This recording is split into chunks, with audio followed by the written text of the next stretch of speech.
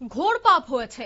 NEET পরীক্ষা প্রশ্নপত্র ফাঁসের ঠিক 2 মাস পর এবার মুখ খুললেন দেশের প্রধানমন্ত্রী নরেন্দ্র মোদী। দোষীদের কঠোরতম শাস্তি দেওয়ার আশ্বাস।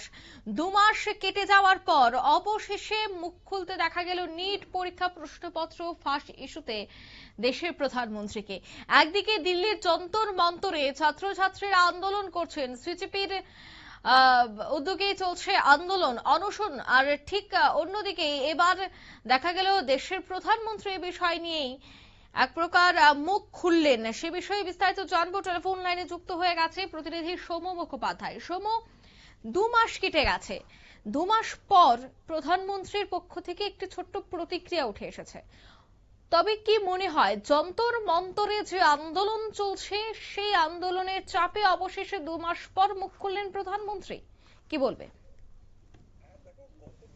3রা মে নিট ইউজির পরীক্ষা হয়েছিল এবং পরীক্ষার সপ্তাহখানেকের মধ্যেই কিন্তু প্রশ্ন ফাঁসের বিষয়টি প্রকাশ্যে আসে। তারপরেই কিন্তু দেশ জুড়ে এই বিষয়টি নিয়ে বিতর্ক চলছে।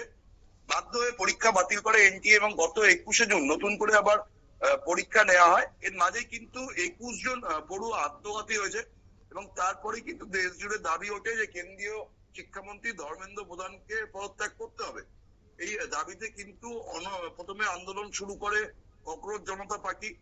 অভিজিৎ দীপকের আহ্বানে সাড়া দিয়ে কিন্তু পরিবেশবিদ সোনাম ওয়াংচু তিনি গত 28শে জুন থেকে অনশন শুরু করেন।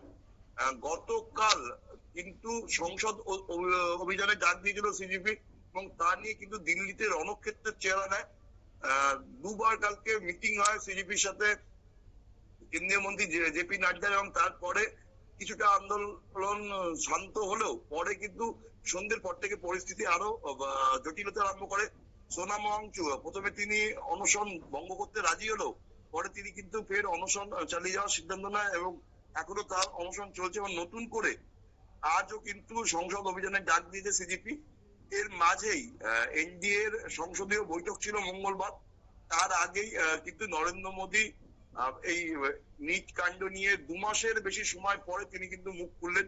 এতদিন ধরে প্রধানমন্ত্রী মুখ খুলছিলেন না বলে বিরোধীরা তীব্র আক্রমণ করছিল, কিন্তু অবশেষে প্রধানমন্ত্রী এই বিষয় নিয়ে মুখ খুললেন এবং তিনি বলেন যে নিটের এই প্রশ্ন ফাঁসের বিষয়টি ঘোর পাপ বা অন্যায় হয়েছে এবং প্রশ্ন ফাঁসের ঘটনা প্রকাশ্যে আসতেই সরকার পদক্ষেপ নিয়েছে।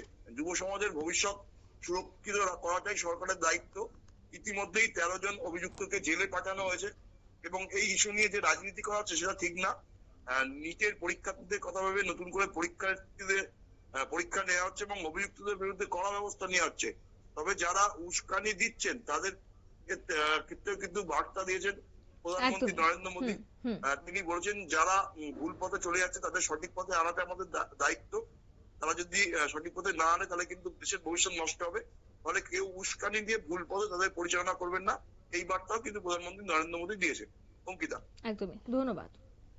অর্থাৎ একদিকে দেশের প্রধানমন্ত্রী নরেন্দ্র মোদী তিনি বলছেন যে এখনো পর্যন্ত নেট কেলেঙ্কারি নিয়ে 13 জনকে জেলে পোড়া হয়েছে, অন্যদিকে এই বিষয়টা নিয়ে রাজনীতি না করার বার্তা তিনি দিলেন।